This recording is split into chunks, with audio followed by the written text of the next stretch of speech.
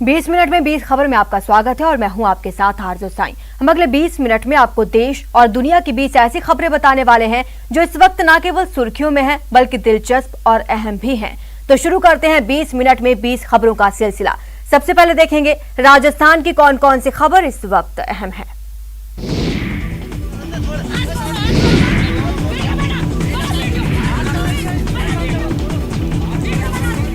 इसे कहते हैं पहले चोरी फिर सीना जोरी। हंगामा कर रही इस महिला को देखिए।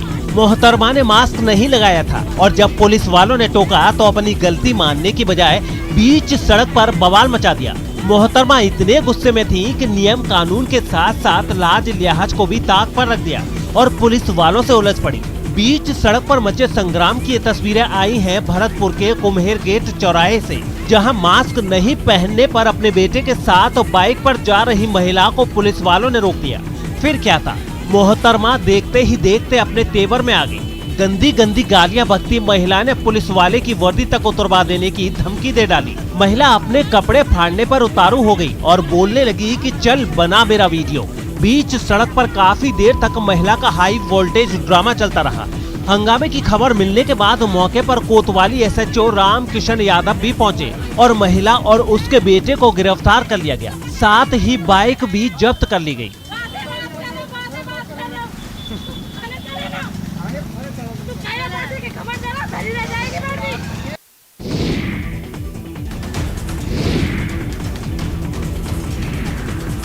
क्या किया जाए जब सरकारी अधिकारी ही सरकार के राजस्व का नुकसान करें? ऐसा ही कुछ चित्तौड़गढ़ के कपासन थाना इलाके में देखने को मिल रहा है, जहां बड़े स्तर पर धांधली चल रही है। यहां आवासीय भूमि पर व्यावसायिक निर्माण किया जा रहा है। ऐसे में सरकार को राजस्व का नुकसान हो रहा है। आरोप है कि अधिकारी जानबूझकर इन अवैध निर्माणों को स्वीकृति दे रहे हैं। दरअसल निर्माण कार्यों को लेकर नगरीय विकास और सहायक शासन मंत्रालय ने नियमावली बना रखी है, लेकिन कपास नगर पालिका में सब गोलमाल है। यहाँ सस्ती दरों पर आवासीय परिवर्तन कराया जा रहा है और उसी पर धड़ल्ले से व्यावसायिक निर्माण भी हो रहा है, जिससे सरकार को व्यावसायिक भूमि परिवर्तन से होने वाली आय का सीधा नुकसान हो रहा है। ऐसे में नगर पालिका की कार्य प्रणाली पर सवाल उठ रहे हैं और आरोप लग रहा है कि मिली भगत कर सरकार को चूना लगाया जा रहा है।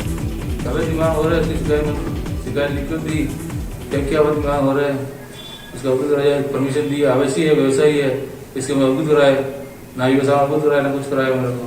हाँ, कुछ मौखिक शिकायत कही है तो हमने उसका सर्वे प्रारंभ कर दिया है और जल्दी सर्वे करवा कर उनका अगर जो पाया जाएगा तो उसके खिलाफ कार्रवाई की जाएगी।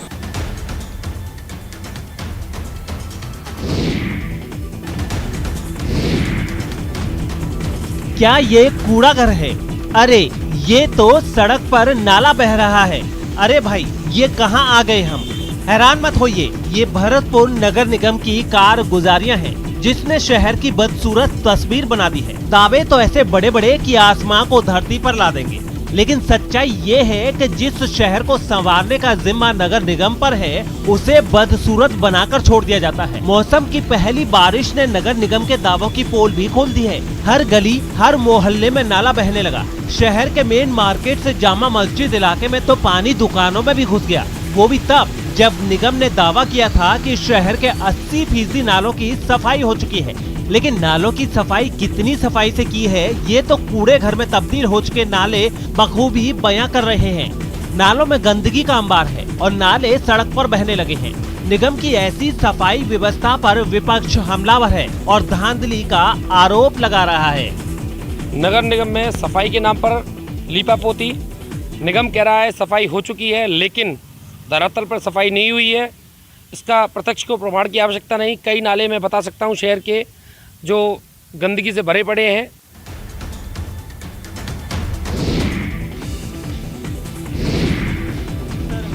निगरानी में मुस्तैद BSF पर्यावरण को बचाने में भी जी जान से जुटी है। बाड़मेर में पाक बॉर्डर पर BSF के अधिकारी और जवान हरियाली की दीवार खड़ी कर रहे हैं, वो भी बूंद बूंद पानी का सदुपयोग कर। BSF के जवानों ने यहाँ पर 4 लाख पौधे लगाए हैं। सरहद की कटीली तार के पास खड़ी होने वाली ये हरी सीमा की दीवार रेगिस्तान के बंजरपन और सूखे को काफी हद तक खत्म करने का काम करती नजर आएगी। जहां अकाल और पानी की कमी के कारण घास भी नहीं उग पाती है, वहां बीएसएफ के जवान ग्रीन वॉल तैयार करने में जुटे हुए हैं। इन पौधों को विपरीत प्राकृतिक परिस्थितियों में जिंदा रखने के लिए मटका थिम्मक पद्धति अपनाई जा रही है। इस पद्धति से अफ्रीका में 4000 साल पहले से लोग खेती करते आ रहे हैं। बीएसएफ के कमांडिंग ऑफिसर राजपाल सिंह ने बताया कि मटका थिम्मक पद्धति में पौधे से कुछ दूरी पर जमीन के अंदर मटके को गाड़ दिया जाता है। इस मटके में छोटे छोटे छेद होते हैं। जब भी पौधे को पानी पहुंचाना होता है तो सीधे पानी पौधे में डालने की जगह मटके में डाल दिया जाता है, जिससे पानी की एक एक बूंद का सदुपयोग होता है। गुजरात फ्रंटियर के डीआईजी विनीत कुमार भी अपने जवानों के साथ पौधारोपण में कंधे से कंधा मिलाकर साथ दे रहे हैं। उन्होंने कहा कि बीएसएफ ने 10 लाख सीड्स वॉल तैयार करने का लक्ष्य रखा है। इन पौधों और पेड़ों को बचाने के लिए हमने एक मटका ड्रिप इरिगेशन सिस्टम को अडॉप्ट किया है, जिसमें केवल एक मटके को लेकर के मटके के नीचे एक छेद कर दिया गया है और उससे एक एक बूंद करके पेड़ के जड़ के साथ उसकी नमी पहुंचती है और पेड़ स्वयं उस पानी को प्राप्त करने के लिए प्रयास करता है। इस पलटन ने अपने खुद के इंतजाम से सीड बॉल्स का प्रोडक्शन शुरू किया है, जो अभी 3 लाख से 5 लाख और आगे इनका इरादा है कि 10 लाख तक बनाएंगे। इस इलाके को हरा भरा रखें।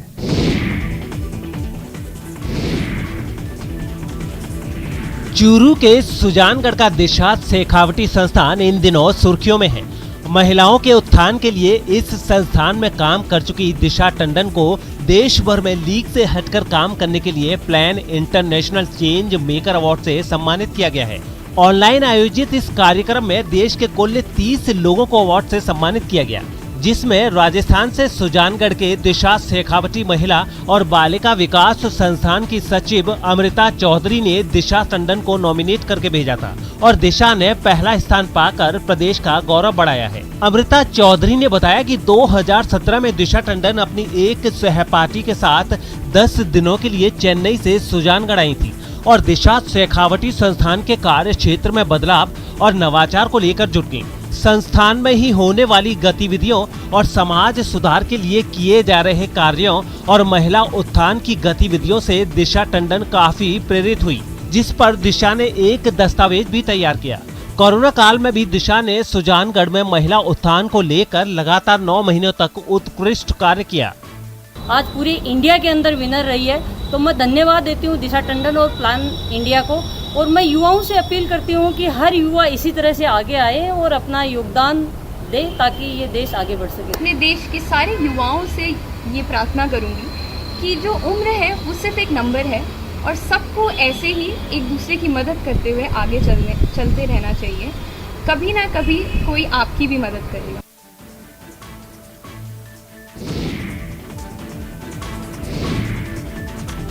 कोरोना गाइडलाइंस में राहत मिलने और मौसम में खुशनुमा बदलाव के बाद प्रदेश का एकमात्र हिल स्टेशन माउंट आबू अब फिर से गुलजार हो गया है। प्रदेश के कश्मीर कहे जाने वाले इस हिल स्टेशन का मौसम अब खुशगवार हो चुका है, जो सैलानियों को अपनी तरफ खींच रहा है। चारों ओर पहाड़ों पर बादलों की धुंध छाई नजर आ रही है। हल्की रिमझिम बारिश ने मौसम सुहावना बना दिया है। तापमान में भी गिरावट दर्ज की गई है, लिहाजा पड़ोसी राज्य गुजरात से हजारों की संख्या में पर्यटक माउंट आबू पहुंच रहे हैं। इतना ही नहीं, राजस्थान के राज्यपाल कलराज मिश्र भी अपने पूरे परिवार के साथ पूरे 7 दिनों के प्रवास पर हैं और यहाँ के खुशनुमा मौसम का लुत्फ उठा रहे हैं। राज्यपाल ने पूरे परिवार के साथ नक्की झील में बोटिंग का मजा भी लिया।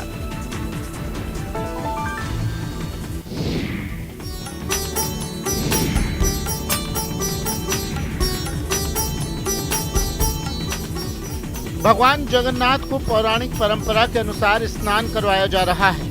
श्रद्धालु पवित्र जल से भगवान को स्नान करवा रहे हैं। ये नज़ारा है उदयपुर के सेक्टर 7 में स्थित जगन्नाथ धाम का, जहां जगन्नाथपुरी की तर्ज पर सभी परंपराओं का निर्वहन किया जाता है। मान्यता है कि ज्येष्ठ पूर्णिमा पर 108 घड़ों के जल से स्नान करने के बाद भगवान बीमार पड़ जाते हैं। उसके बाद 15 दिन विश्राम कर स्वास्थ्य लाभ लेने के बाद आषाढ़ शुक्ल की एकम तिथि को श्रद्धालुओं को दर्शन देते हैं। भगवान का 108 गुणों के साथ महास्नान किया जाता है। बाकी दर्पण स्नान होता है, वर्ष में एक बार ही जल से महास्नान होता है। और इसके बाद में आज से भगवान 15 दिन के लिए विश्राम करेंगे, यानी कि जो खिचड़ी का भोग डेली लगता है वो खिचड़ी का भोग नहीं लग करके सिर्फ आयुर्वेदिक दवाई काढ़े के रूप में भगवान का भोग लगाया जाता है। और फिर आषाढ़ शुक्ल पक्ष प्रतिपदा के दिन भगवान का पुनः प्राकट्य उत्सव एक नए कलेवर में भगवान का अन्न का भोग उस दिन लगेगा। और फिर द्वितीया के दिन नगर भ्रमण का नियम है, लेकिन जैसा भी सांकेतिक यहाँ पे नगर भ्रमण होगा द्वितीया के दिन 12 जुलाई। चलिए अब देख लेते हैं दूसरे राज्यों की कुछ अहम खबर। मन लगा के पढ़ाई करोगे ना? ठीक है। और कोई दिक्कत? हाँ, 1,20,000 आए हैं सर। मोबाइल मिल गया आपको? हाँ, उसमें रिचार्ज करा दिया गया? रिचार्ज सब करा दिए गए हैं। मेमोरी कार्ड दे दिए? मेमोरी कार्ड दे दिए हैं।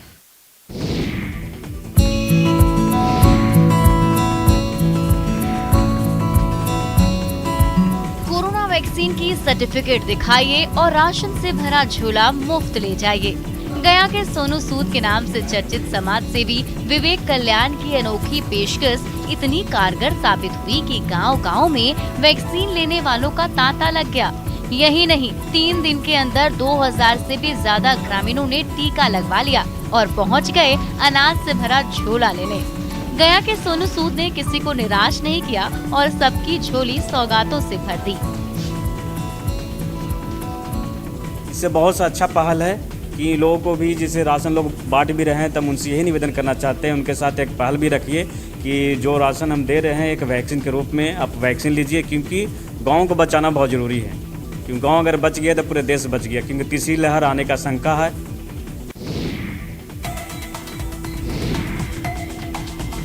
जम्मू कश्मीर में कोरोना के कम होते केस के बाद प्रदेश की कमाई के सबसे बड़े जरिया पर्यटन को पटरी पर लाने की कोशिश तेज हो गई है। सैलानी एक बार फिर से कश्मीर की खूबसूरत वादियों का मजा ले पाएं, इसको लेकर सरकार ने श्रीनगर के मशहूर डल झील में शिकारा संचालकों के लिए कैपेसिटी बिल्डिंग प्रोग्राम का आयोजन किया।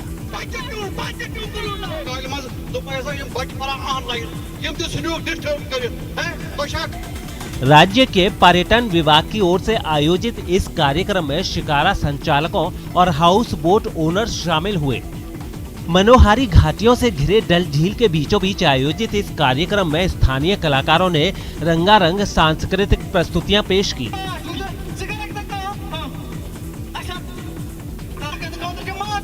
जहां प्रोग्राम के दौरान लोगों ने खूब कहे लगाए तो संगीत की सुर लहरियों ने समा बांध दिया।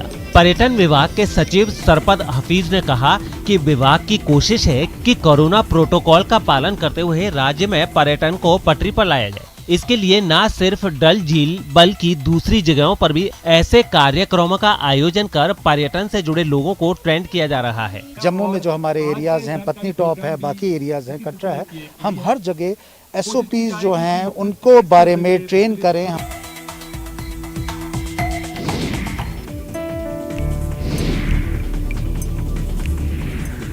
गर्मियों में पानीदार लाल सुर्ख रंग का तरबूज तो हर किसी ने चखा होगा, लेकिन बैतूल में इन दिनों पीले तरबूज ने धूम मचा रखी है। बाहर से आम तरबूज की तरह हरा दिखने वाला ये तरबूज अंदर से पूरा पीले रंग का है और इसका स्वाद भी लाल तरबूज के मुकाबले कहीं ज्यादा बेहतर है। बैतूल में इन दिनों इस पीले तरबूज की इतनी डिमांड है कि लोग शहर से इस तरबूज को खरीदने सीधे खेतों तक भी पहुंच रहे हैं।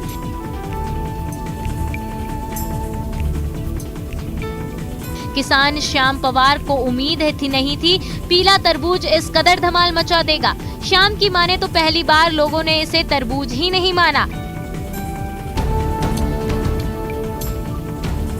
श्याम ने पिछले साल पीले तरबूज की खेती शुरू की। पिछले लॉकडाउन के दौरान पीला तरबूज हाथों हाथ बिका था और इस बार कोरोना कर्फ्यू के बावजूद लोग इस पीले तरबूज को चखने के लिए श्याम के खेत तक जाते हैं।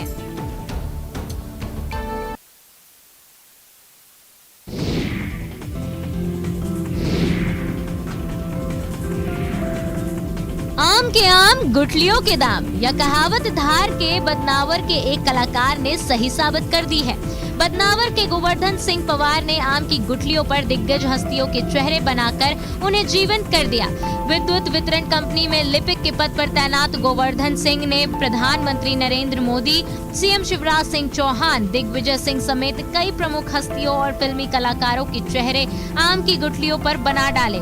गोवर्धन सिंह पवार की माने तो वो इस कला से युवाओं को संदेश दे रहे हैं कि मोबाइल की व्यस्तता थोड़ी कम करके उन्हें भी रचनात्मक काम में लगना चाहिए।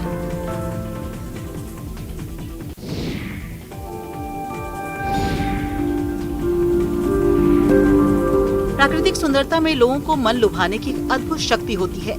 करोड़ों रुपए खर्च करके कृत्रिम आकर्षण क्षेत्र बनाए जाते हैं, लेकिन कृत्रिम आकर्षण क्षेत्र उतने प्रभावकारी नहीं होते जितनी प्राकृतिक सुंदरता और वन हरियाली होती है। प्राकृतिक हरियाली, नदियों की सुंदरता, पहाड़ों का आकर्षण, झरनों की खास सुंदरता बेहद आकर्षक होते हैं। प्राकृतिक खूबसूरती में शुमार भारत का राज्य छत्तीसगढ़ को प्रकृति ने बहुत ही खूबसूरत उपहार से नवाजा है। कवर्धा के जंगलों में भी प्रकृति का बेहद खूबसूरत नजारा इन दिनों देखने को मिल रहा है। पहाड़ के बीच बादल चहलकदमी करते दिख रहे हैं। बारिश के बाद यहाँ चारों तरफ हरियाली छा गई है। भोरमदेव और सरोधा मार्ग पर लोगों ने खूबसूरत नजारे को अपने कैमरों में कैद किया।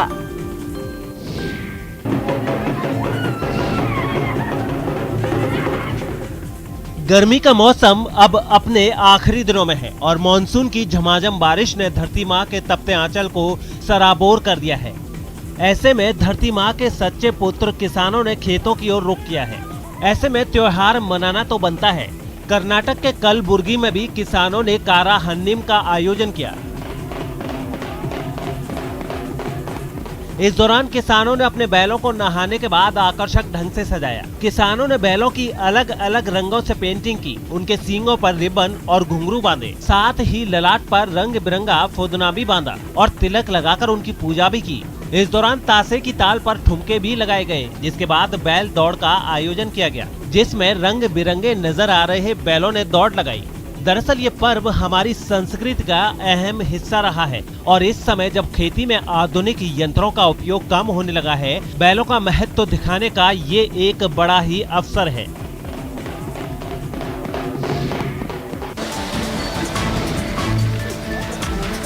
कोई न रोके मुझे, आज मुझे कोई न टोके, आज तो मैं जी भर कर नहाऊंगा, ठंडा ठंडा कूल कूल हो जाऊंगा। हाँ, खूब डालो पानी, मजा आ रहा है। तमिलनाडु के त्रिची के अंकिला द्वेश्वरी मंदिर के हाथी को नए स्विमिंग पूल का पानी खूब रास आ रहा है।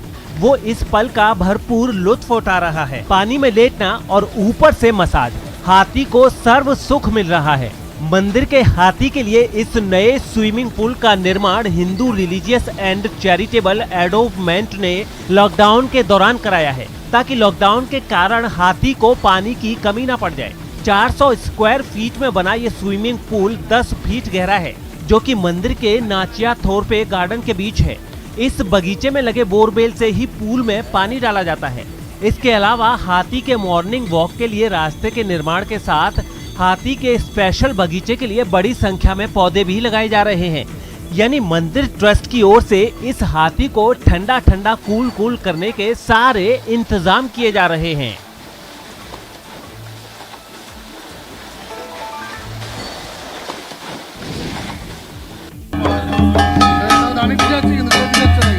भगवान की पालकी को कंधे पर लिए भक्त झूम रहे हैं।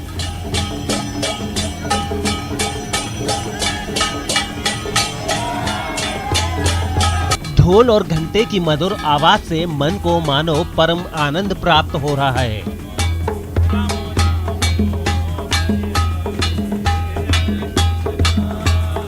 हरे राम हरे कृष्ण की दिव्य ध्वनि तन में तरंग तो मन में उमंग भर रही थी। देव स्नान पूर्णिमा के मौके पर पश्चिम बंगाल के सिलीगुड़ी के इस्कॉन मंदिर में भगवान जगन्नाथ की स्नान यात्रा में श्रद्धालु भक्त सरिता में गोते लगाते दिखे। हालांकि कोरोना के कारण इस यात्रा में सीमित लोगों को ही शामिल होने की अनुमति दी गई थी। मंदिर परिसर में ही भगवान के स्नान के लिए भव्य मंच बनाया गया था। पारंपरिक वेशभूषा धारण करने वाले श्रद्धालुओं को मंच पर जाकर भगवान को स्नान कराने का अवसर भी प्राप्त हुआ। इस मौके पर दर्शन आरती, गुरु पूजा, महामन प्रभु का जगन्नाथ कथा का वाचन भी किया गया। इसको हम लोग स्नान यात्रा का नाम से ज़्यादा पहचान जाता है, स्नान पूर्णिमा बोलते हैं।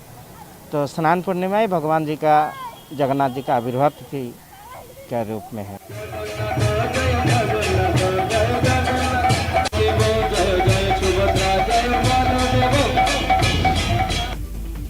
और अब देख लेते हैं अंतर्राष्ट्रीय जगत की कुछ अहम खबरें। इंडोनेशिया की राजधानी जकार्ता से डराने वाली तस्वीरें सामने आई। वहां एक मौलवी को सजा सुनाई जाने के बाद उसके समर्थक हिंसा पर उतर आए। बताया गया कि पहले से ही कई आपराधिक मामलों में फंसे मौलवी को कोरोना टेस्ट का रिजल्ट छुपाने के आरोप में 4 साल की जेल की सजा सुनाई गई। और इसी बात से नाराज उसके समर्थक सड़क पर जोरदार हंगामा करते नजर आए। वहां भारी तादाद में उमड़ी भीड़ ने पुलिस पर पत्थरबाजी शुरू कर दी। हिंसक हो रहे मौलवी के समर्थकों के सामने खड़े पुलिस कर्मियों ने खुद को बचाने के लिए शील्ड का इस्तेमाल किया, लेकिन जब काफी देर तक इनका गुस्सा शांत नहीं हुआ तब सुरक्षा कर्मियों ने आंसू गैस की मदद से भीड़ को तितर-बितर किया, जिसके बाद मौलवी के सैकड़ों समर्थकों को हिरासत में ले लिया गया। इससे पहले जकार्ता की एक कोर्ट में शहाब नाम के इस मौलवी की सुनवाई हुई, जिसमें उस पर महामारी में लापरवाही बरतने और दूसरों की जान को खतरे में डालने का दोषी ठहराया गया। अमेरिका के लॉस एंजलिस में पॉप स्टार ब्रिटनी स्पीयर्स अपने पिता के खिलाफ चल रहे एक केस में पहली बार भरी अदालत में बोली तो उनका पक्ष सुनने के लिए उनके समर्थकों का हुजूम उमड़ पड़ा। ब्रिटनी स्पीयर्स की मानसिक हालत बिगड़ने पर 2008 में कोर्ट ने उनके पिता को उनकी निजी जिंदगी और वित्तीय मामलों की देखरेख का जिम्मा सौंपा था, लेकिन ब्रिटनी स्पीयर्स नहीं चाहती कि उनके पिता उनके संरक्षण बने रहें। ऐसे में ब्रिटनी स्पीयर्स के 100 से ज्यादा फैन इस कानूनी लड़ाई में उनका साथ देने के लिए अदालत के बाहर जुट गए।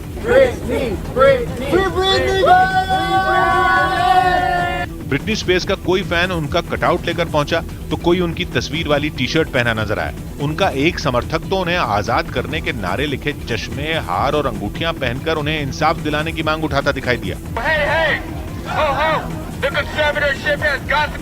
ब्रिटनी स्पीयर्स के फैंस ने हाथों में झंडे और तख्तियां लेकर मार्च भी निकाला और उन्हें उनके पिता से तुरंत आजाद करने की मांग की।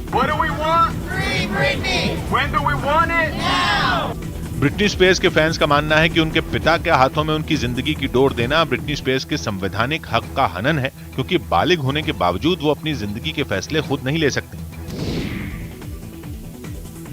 अफगानिस्तान से अमेरिका की सेना के पूरी तरह लौटने से पहले वहां का सुरक्षा बल तालिबान का नामो निशान मिटाने के लिए ताबड़तोड़ कार्रवाई कर रहा है। उसके इस ऑपरेशन में अब तक तालिबान के दर्जनों आतंकी मौत की नींद सो चुके हैं, जिसकी सामने आई एक तस्वीर में अफगानिस्तान के उरुज़गान में सुरक्षा बल के जवान तालिबान का काम तमाम करने के लिए पूरे एक्शन में नजर आए। वहीं तालिबान के खिलाफ चलाए जा रहे ऑपरेशन की आसमान से ली गई तस्वीरों में तो आतंकी कीड़े मकोड़ों की तरह तड़प तड़प कर मरते दिखे। तस्वीरों में जैसे ही आतंकियों के एक ठिकाने पर एयर स्ट्राइक होती दिखी, उनमें भगदड़ मच गई। जान बचाने के लिए वो इधर उधर भागने लगे, लेकिन भागने के बाद भी वो अफगान सुरक्षा बल के हत्थे चढ़ ही गए। यहाँ तक कि घने जंगलों में छिपकर बैठे आतंकी भी अफगानिस्तान की सेना से बच नहीं पाए। लेकिन सुरक्षा बल की धुआंधार कार्रवाई के बावजूद अफगानिस्तान के सिर पर संकट के बादल मंडरा रहे हैं, क्योंकि जब से अमेरिका की सेना अफगानिस्तान से निकलनी शुरू हुई है तब से वहां हिंसा बढ़ी है और बीते कुछ हफ्तों में तो तालिबान ने उत्तरी अफगानिस्तान के कई इलाकों पर अपना कब्जा जमा लिया है। तालिबान का दावा तो यहां तक है कि मई से अब तक 2 महीने से भी कम वक्त में अफगानिस्तान के 90 जिलों पर अधिकार जमा चुका है। खुद अमेरिका की खुफिया रिपोर्ट है कि जैसे ही उसके सभी सैनिक अफगानिस्तान छोड़ देंगे, उसके 6 महीने के अंदर ही वहां सरकार गिर सकती है और राजधानी काबुल तालिबान की गिरफ्त में आ सकती है। सिर्फ अमेरिका ही नहीं, रूस के रक्षा मंत्री ने भी अमेरिकी सेना के अफगानिस्तान से निकलते ही वहां गृह युद्ध छिड़ने का अंदेशा जताया है। हांगकांग के सबसे पसंदीदा और लोकतंत्र समर्थक अखबार कहे जाने वाले एप्पल डेली को हमेशा के लिए बंद कर दिया गया। यह अखबार हांगकांग में चीन के बढ़ते दखल का लगातार विरोध करता रहा है, जिसकी वजह से न सिर्फ उसकी संपत्तियों और खातों को फ्रीज किया गया बल्कि उसके कई संपादकों और पत्रकारों को जेल भेज दिया गया। इसीलिए जब अखबार की आखिरी कॉपी बाजार में आई तो खरीदने वालों की लाइन लग गई। लोग अखबार खरीदने के लिए दिन चढ़ने से पहले ही दुकानों पर पहुंच गए। रात के वक्त अखबार का आखिरी एडिशन छापा गया। अखबार में काम करने वाले कर्मचारी और पत्रकार इस दौरान बेहद भावुक नजर आए।